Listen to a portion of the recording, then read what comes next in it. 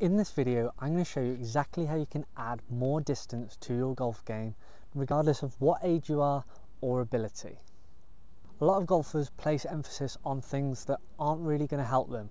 So hopefully in this video, I can tell you exactly what you need to do in order to maximize this. So without further ado, let's go. This is Nick Does Golf.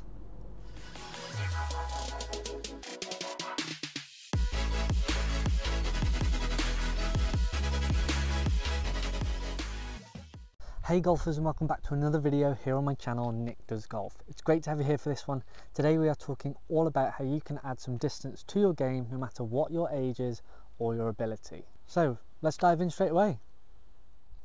So the first tip, and something that you really need to make sure that you're doing in order to add distance, is hitting the ball at the middle of the club face. Now these drivers are really good, especially with the technology advancing.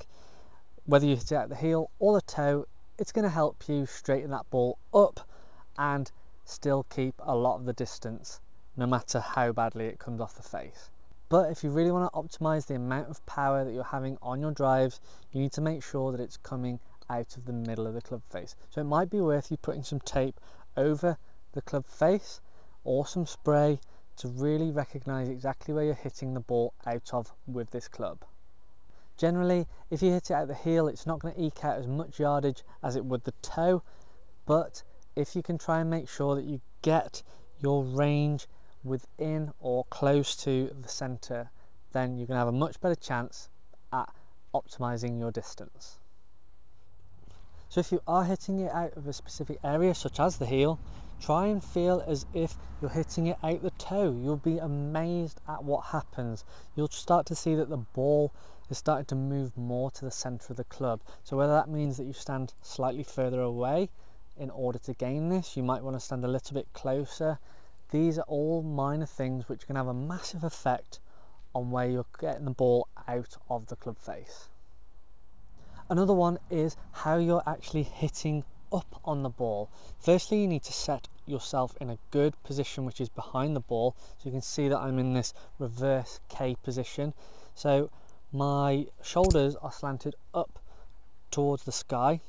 This is really going to help me wind up behind the ball, and then as I come in, we really want to make sure that we obviously keep a loft on the club, and also as we hit up, we want to launch that ball nicely into the air, because we want to really make sure that this ball gets as much air time as possible so it can get as much distance as it can.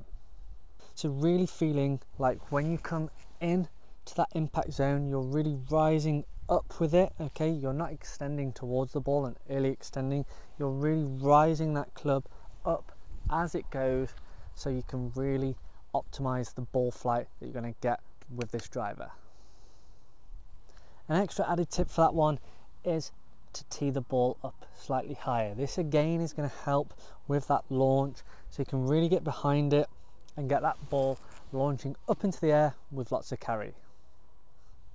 The next tip is how much turn you get with your body. Now, to optimize this, no matter what age you are, you can turn your right foot out a little bit, because if you are pretty square with that foot, you can see that it really limits your hip turn. A lot of the long drive people do this. They turn their foot out because they really need to optimize the amount of turn that they get with their hips and their shoulders. So just turning that right foot out a little bit is certainly going to help with the amount of hip turn you're getting. The final one that I want to touch on is probably the most important. It's all about club head speed. So how are you going to generate this? Because if you can generate as much club head speed as possible, that ball is certainly going to fly.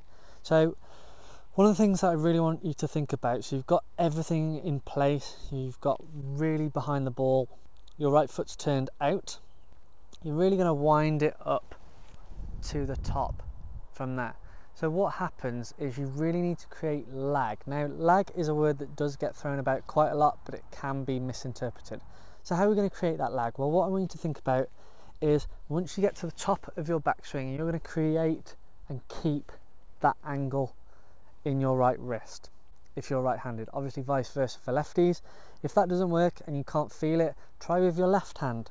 Try and keep that angle as you come down into impact. From there you can really explode up into that nice and high finish which is going to get that ball launching as high as possible and as far. So should we give this a go? Yeah, come on. So the ball's teed up nicely. My right foot is turned out. I'm nicely behind the ball. I'm really going to create some lag as I come down and rise up and out of that in order to get that ball carrying as far as possible.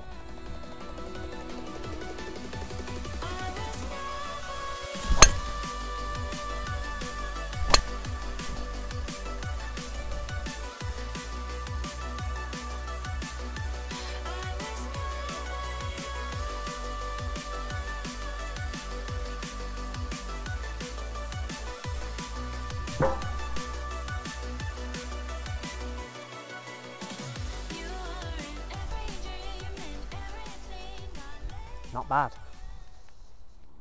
So if you add some of these tips to your game, I guarantee you'll see some added yardage to those drives. Don't forget, your driver doesn't know how old you are and what ability you are. So I hope that helps. If you've enjoyed it, hit the like button ding and leave a comment down below. Let me know if you're going to try these or if you haven't even thought about some of the things that I've talked about. Make sure you hit the big red button and subscribe to my channel. I'd really appreciate it if you did that, and check out my social media platforms. I hope you've enjoyed it. Thanks very much for watching and see you all on the next one.